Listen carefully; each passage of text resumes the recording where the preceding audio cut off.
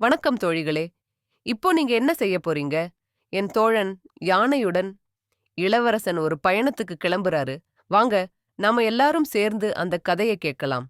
கோலாக்களே, ஒரு முறை தொலைதூரத்தில் ஒரு பெரிய அரண்மனையில் ஒரு யானை இருந்தது. அது சிறப்பான யானை, அரசனின் மிகவும் விருப்பமானது. ஆனால் அந்த யானைக்கு ஒரு விசித்திரமான கனவு வந்து கொண்டே இருந்தது. மீண்டும் மீண்டும் அந்த கனவில் ஒரு அழகான காடு தோன்றும். பச்சை பசேலென மரங்கள், நீராடும் ஆறுகள், பாடும் பறவைகள். ஆனால் அந்த அழகான இடத்தில் மெல்ல மெல்ல இருளும் பதட்டமும் நிலவும்.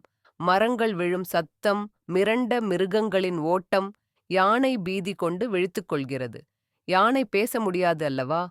ஆனாலும் அதன் கண்களில் அந்த கனவு ஒவ்வொரு முறையும் சோகமாக பிரதிபலிக்கிறது. ஒரு நாள் அந்த அரண்மனைச் சிறுவன், இளவரசன், யானையின் கண்களில் புதையுணர்வு கண்டான்.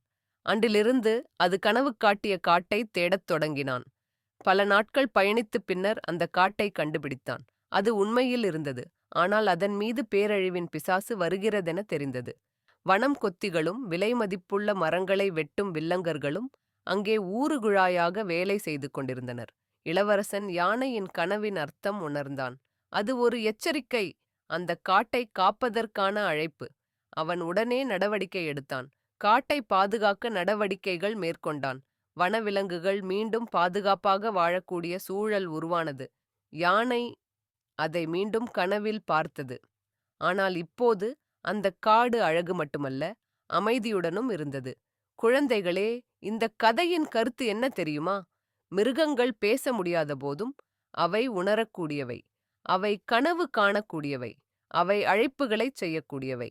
நாம் கேட்கத் தெரிந்தால் அவை சொல்லும் கதை உலகையே மாற்றும். எல்லா உயிர்களையும் மதிக்க வேண்டும். பிராணிகள், மரங்கள், நதி, காடு, இவையெல்லாம் நம்முடன் வாழும் நண்பர்கள். அதனால்தான் யானையின் கனவு ஒரு நல்ல மாற்றத்திற்கு காரணமானது. அப்படித்தான் நண்பர்களே, ஒரு யானையின் கனவு, ஒரு இளவரசனின் தீர்மானம் மற்றும் ஒரு காட்டின் காப்பாளியாக நாம் கண்டொரு அற்புத பயணம். யாரும் எதிர்பார்க்காதது போல பேச முடியாத யானையின் கனவு ஒரு நம்பிக்கையின் விளக்கமாக மாறியது. அது காட்டிய பாதையில் நடக்க ஒரு சிறுவன் துணிந்து நடந்தான். அதுதான் உண்மையான வீரம். இப்போ அந்த காடு மீண்டும் பசுமையுடன் சிரிக்குது. யானை அமைதியாக கனவுக்குள் திரும்புகிறது.